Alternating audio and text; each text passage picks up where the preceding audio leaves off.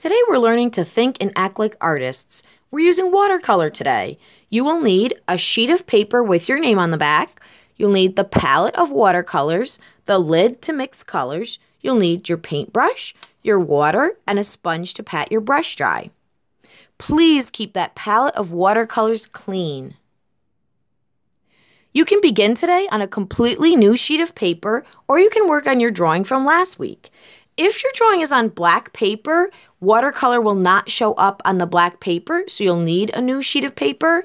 And if you used marker on your drawing last week, just be aware that if you get the marker wet, it will get blurry like this.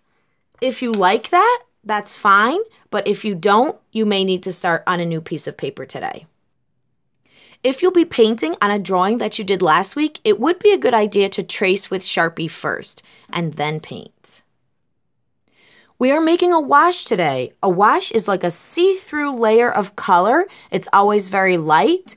If your watercolor comes out too dark, like this area, fix it quickly. Stir out your brush, take water and mix water in to spread the color and turn it into a wash. We shouldn't have any dark, sticky watercolor paint on your paper.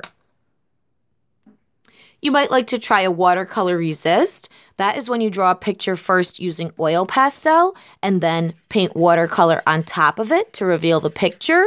This was done using white oil pastel, but you can use any color. This is a good way to preserve detail and still have the beautiful colors of the watercolor. If you've decided to begin on a new sheet of paper, you have a lot of options. You could create a background and then cut out your drawing from last time and glue it into the background. I wish I had cut out the space between the arms because that white paper is still showing. Or you could create an abstract piece, and you still have the option to cut out your drawing from last time with scissors and glue it or attach it someplace into the painting.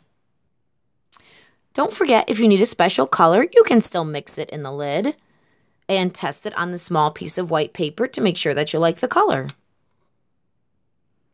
Lastly, if you're going to add detail with watercolor, like for instance to color in the drawing, you should wait until the background is dried so that the colors won't blur, and then you can fill in the small detailed areas.